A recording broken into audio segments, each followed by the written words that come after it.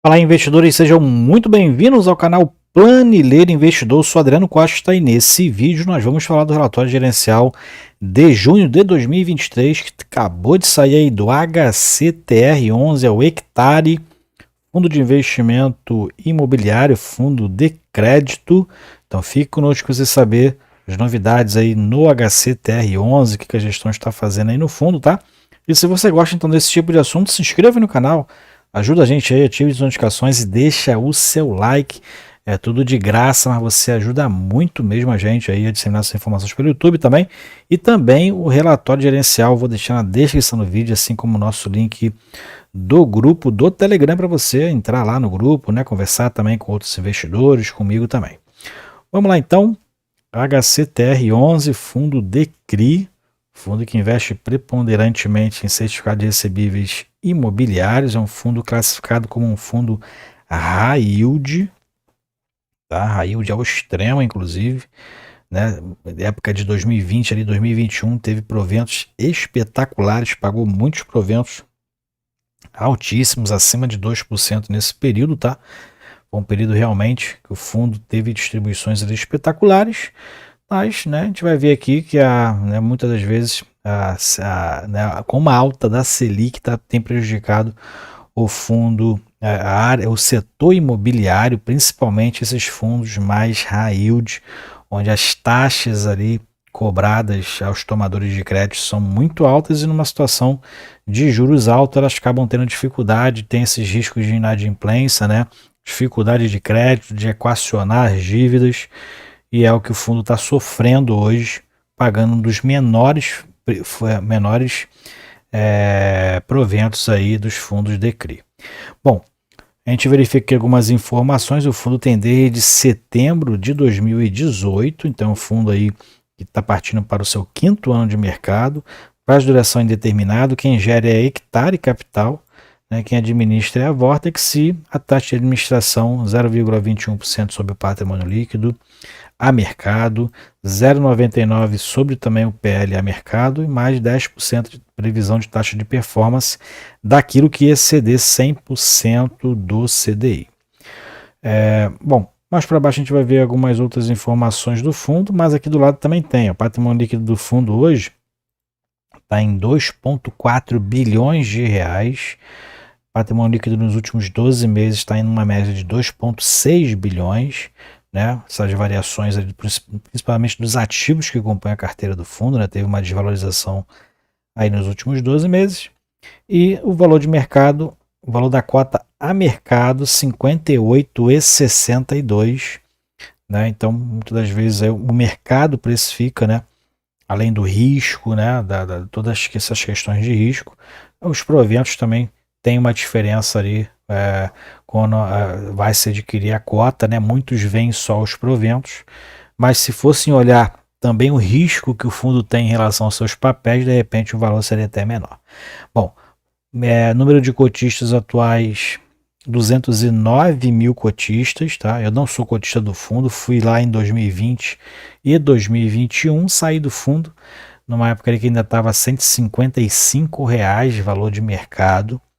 Nunca imaginaria que o fundo ia chegar a esse valor. Eu realmente saí do fundo porque eu tinha muitos fundos de papel na minha carteira e eu não acreditava que o fundo ia ter aquela consistência que ele tinha de pagar 2,40 por mês de proventos. Então eu saí do fundo, investi em outros papéis menos arriscados e acabou que essa ruptura aí praticamente aí dos preços do preço da HCTR começou no final de 2022, muito depois aí, quase um ano depois que eu vendi o fundo. Dividendo do fundo repete-se aqui os 50 centavos, né? É o dividendo atual sustentável do fundo, a gente vai ver isso dentro do relatório gerencial dele, dentro do relatório gerencial, dentro da DRE gerencial, dividend yield de 0,85% valor de mercado, então está até um dividendo yield interessante se você pegar valor de mercado, né, atualmente. 10,73% de dividend yield analisado, também pela cota de mercado, e o valor de mercado do fundo está praticamente metade do que está ele dentro do seu patrimônio, né? R$ 110,53 é o valor da cota patrimonial e 58,62 fechamento do último dia 21 de julho, do dia 30 de julho, 30 de junho, 58,62, mas no último dia 21 de julho ficou cotado aí aproximadamente a 58, quase 59 reais foi o valor de fechamento. A liquidez do fundo ainda é uma liquidez bastante interessante, né? 6,48 milhões de reais, fundo bem negociado aí no mercado. Né? Visto também o tamanho do fundo, né? Quantidade de cotistas, né? O valor patrimonial do fundo aí, quase 2,5 bi. Aqui ele fala sobre o cenário macroeconômico, né? Vê sinais de melhora, né? Em relação à taxa Selic e à inflação. A inflação, inclusive, já foi uma deflação nesse mês de junho, né? Então teve uma queda bem relevante. Parece que agora sinais de que a taxa Selic possa reduzir aí na próxima reunião já, né? Já que o IPCA, que era aí o índice que se buscava reduzir, né? O índice de inflação que buscava se reduzir com o aumento da taxa Selic, parece que já está controlado, inclusive dando sinais de deflação aí, inclusive teve uma pequena deflação nesse mês de junho, então provavelmente, e é o que os analistas aí, os economistas têm sinalizado, que na próxima reunião do Copom possa já haver essa queda na taxa Selic, né? O que pode aí contribuir para que os fundos, principalmente os fundos high yield, né, tenham uma recuperação em relação a vamos dizer assim, uma sobrevida, né, nos seus credores aí para que eles possam equacionar suas dívidas com os fundos, né?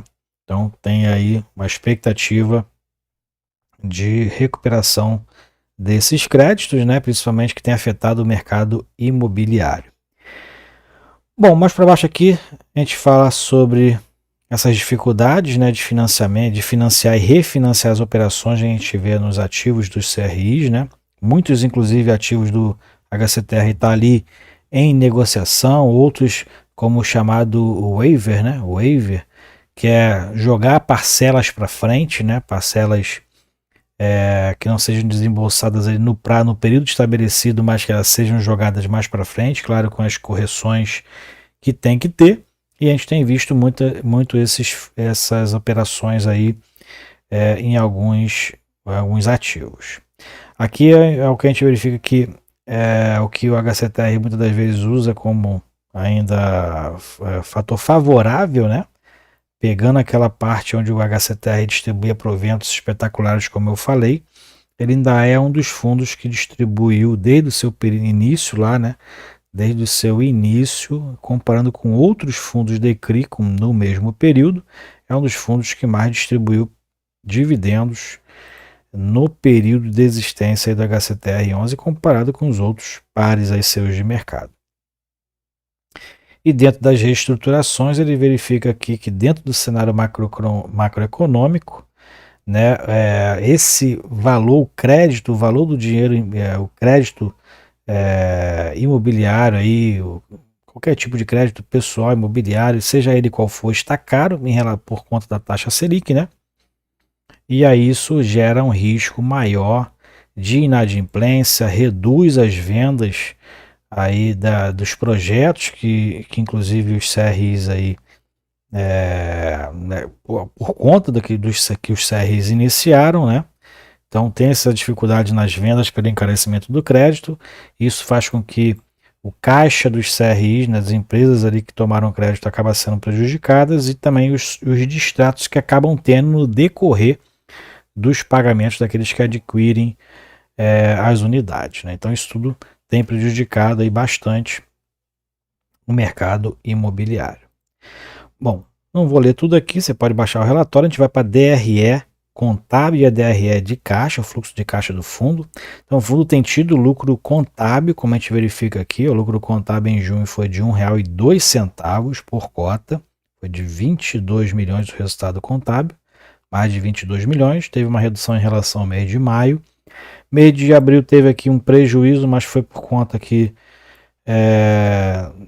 foi por conta de uma renegociação aqui, uma precificação de algum FII que ele tinha na carteira, né, onde ele vendeu ali, onde ele teve uma reavaliação e teve ali uma uma redução do valor, se eu não me engano, isso, no relatório de abril eu esclareço isso lá.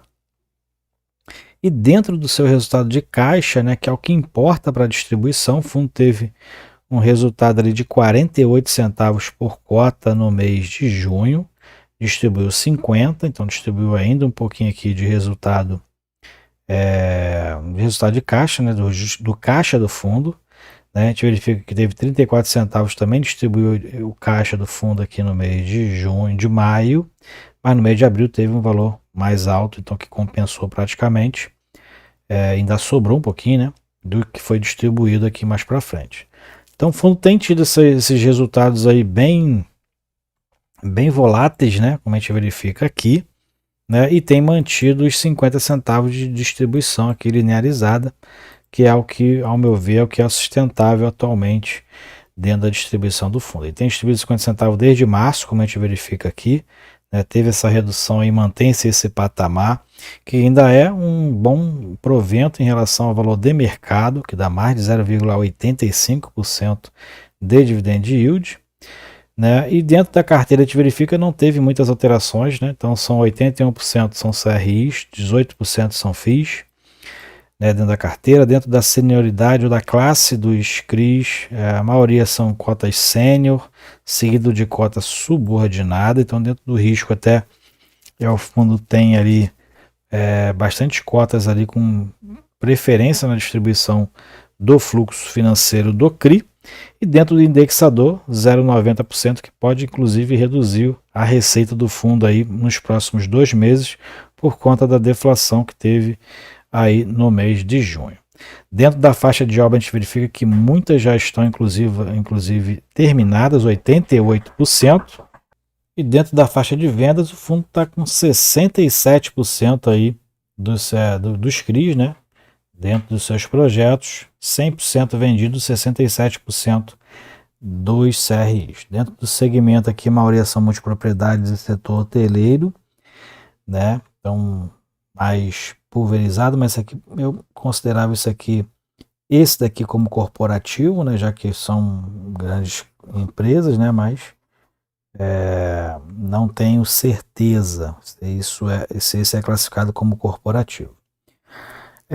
O FII principal aqui é o XBXO, que não tem rendido nada para o fundo. Serra Verde também não tem rendido nada para o fundo nos últimos meses.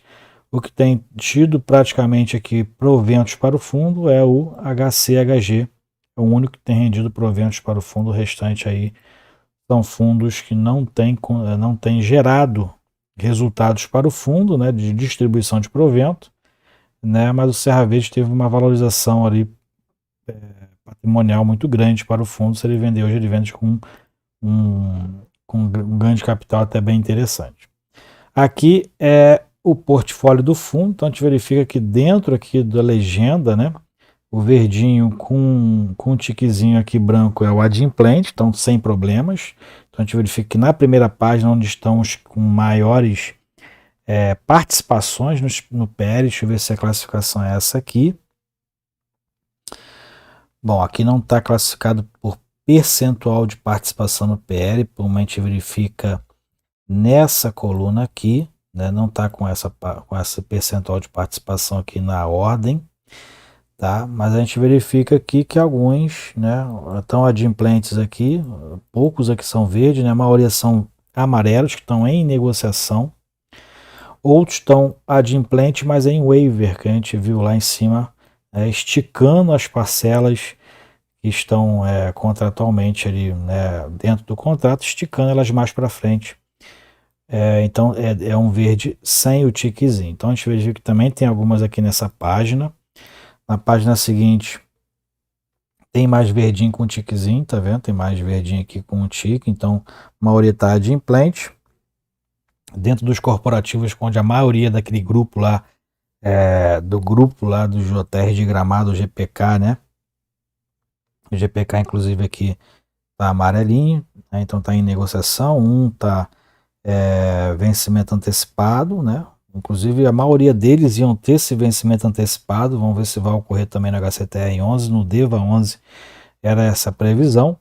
E dentro aqui tem muitos aqui em Wave, então jogando as parcelas mais para frente, praticamente esticando, né, o vencimento, jogando para frente o vencimento e as parcelas. Então nada muito mudou aqui dentro do seu portfólio, né? As negociações do fundo manteve-se ali dentro da média dos últimos 2 meses, né, dentro de quase 60 milhões de reais de volume médio de 68 milhões, né, então reduziu muito, na verdade, né, o valor de mercado teve uma queda em relação a maio, né, o valor de mercado teve uma queda em relação a maio, teve uma queda muito drástica em relação ao volume de negociação mensal, né, como a gente verifica aqui, a média realmente caiu bastante, né, então aqui dentro do acumulado de 2023 tem-se uma média de 6,4 milhões de volume diário de negociação, só que o fundo em junho teve um volume diário em média de 3,2 milhões de negociação diária no mercado secundário. Então o fundo teve uma queda bem relevante na sua liquidez, né? O que também contribui, né? Basicamente aqui é o valor da cota, né? Que reduziu bastante, só que a liquidez caiu muito realmente, né? As negociações caíram com mais relevância, porque a gente verifica que em abril o valor era muito menor, era quase R$10 o valor da cota mais barato do que em junho, e o volume de negociação foi mais que o dobro. Então realmente as negociações deram uma freada aí no mês de junho. Aqui então aqui está a especificação qualitativa de todos os CRIs que tem na carteira, né? Prazo de duração, indexador, LTVs, né? Garantias, né? Então tem as informações qualitativas que você pode acompanhar aqui dentro do HCTR11, tá?